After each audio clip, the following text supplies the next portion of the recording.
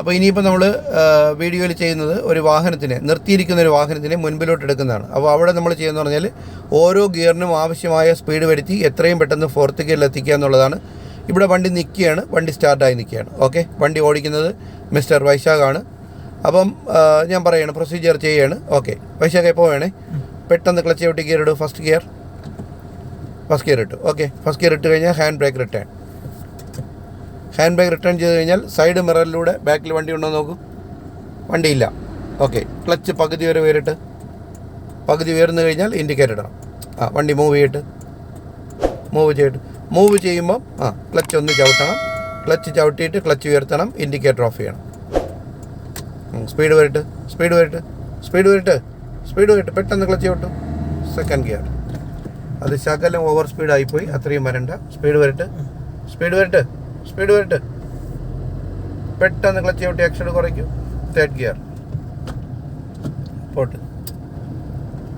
Pot speed വരട്ട്. ഇപ്പം നമ്മൾ തേർഡ് ഗിയറിലാണ് പോകുന്നത്. അപ്പോൾ നമുക്ക് ഫ്രണ്ട് ക്ലിയർ ആണ്. സ്പീഡ് വരട്ട് പെട്ടെന്ന് ക്ലച്ച് ചവിട്ടു. ഫോർത്ത് ഗിയർ കഴിഞ്ഞു. ഇത്രയേ ഉള്ളൂ. ഉണ്ട്, 4 ഗിയറുകൾ മാറിക്കഴിഞ്ഞു. അപ്പോൾ ഇതുപോലെ വേഗത വരുത്തി ഗിയർ മാറ്റി ഫോർത്ത് ഗിയർ ആയിക്കഴിഞ്ഞാൽ കൺട്രോൾ ചെയ്യാൻ പറ്റുന്ന രീതിയിൽ നമ്മൾ വണ്ടിയെ ഓടിച്ചുകൊണ്ടിരിക്കും. മിസ്റ്റർ വൈശാഖാണ് ഇന്നത്തെ ക്ലാസ് അറ്റൻഡ് ചെയ്യുന്നത്. അവിടെ ഫ്രണ്ട് ക്ലിയർ അല്ല, കണ്ട. അപ്പോൾ അവിടെ ബ്രേക്കിൽ കാല് വരണം, ഒപ്പം ക്ലച്ചും ചവിട്ടണം. എന്നിട്ട് മാക്സിമം സ്ലോ ചെയ്യൂ.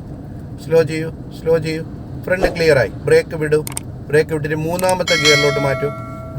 മൂന്നാമത്തെ ഗിയറിൽ മാറ്റിയിട്ട് ക്ലച്ച് മാത്രം പകുതി ഉയർത്തിയിട്ട് ബാക്കിയുടെ ക്ലച്ച് ഉയർത്തിയിട്ട് ഏത് കൊടുക്കണം? ആക്സിലേറ്റർ കൊടുക്കും. ഉണ്ട്, അത് കൃത്യമായ ആക്സിലേറ്റർ ആയതുകൊണ്ട് വണ്ടി ജെർക്ക് ചെയ്തതേ ഇല്ല. പോട്ടെ, സ്പീഡ് വരട്ട് പെട്ടെന്ന് ക്ലച്ച് ചവിട്ടു. Fourth gear correct. ഇത്രയേ ഉള്ളൂ. ക്ലച്ച് മാത്രം ഉയർത്തണം. ക്ലച്ച് ഉയർന്നു കഴിഞ്ഞതിന് ശേഷം സാവധാനം ആക്സിലേറ്റർ. അപ്പോൾ നമ്മൾ പോയിക്കൊണ്ടിരിക്കുന്നത് ഒരു ജംഗ്ഷൻ പാസ് ചെയ്യണം. അപ്പം നോക്കണം, കണ്ട അവിടെ ഒരു ബസ് ഉണ്ട്. അപ്പോൾ നമുക്കറിയാം അവിടെ ഫ്രണ്ട് ക്ലിയർ അല്ല. അപ്പോൾ ഇവിടെ വെച്ച് നമ്മൾ ക്ലച്ച് ചവിട്ടണം, കുറഞ്ഞ ഗിയറിലോട്ട് മാറ്റൂ.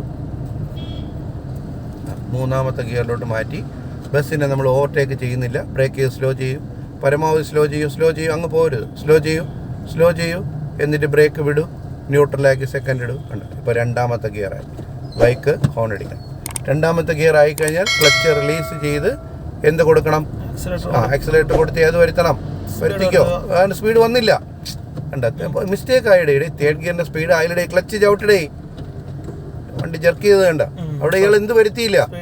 ക്ലച്ച് റിലീസ് ചെയ്യും. ഞാൻ പറയും സ്പീഡ് വരട്ട്, ആക്സിഡന്റ് കൊടുക്കൂ. സ്പീഡ് വരട്ട് മതി. കണ്ട, ഇതാണ് ആ സ്പീഡ്.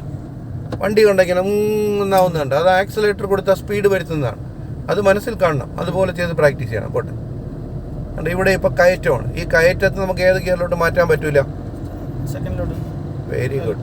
തേർഡ് ഗിയർ കഴിഞ്ഞാൽ സെക്കൻഡ് ഗിയർ ആണ്. ഫോർത്ത് ഗിയറിലോട്ട് മാറ്റാൻ പറ്റൂല. അപ്പോൾ അതുകൊണ്ട് നമ്മൾ ഏത് ഗിയറിൽ തന്നെ പോകും? തേർഡ് ഗിയറിൽ തന്നെ പോകും. മുമ്പിൽ പോകുന്ന വണ്ടിയായിട്ട് ഡിസ്റ്റൻസ് കീപ്പ് ചെയ്തേ പോവുള്ളൂ. എന്ന് പറഞ്ഞാൽ ആ വണ്ടിയായിട്ട് അടുക്കരുത്. കുറച്ചുകൂടെ സ്പീഡ് കുറയ്ക്കൂ. പോട്ട്.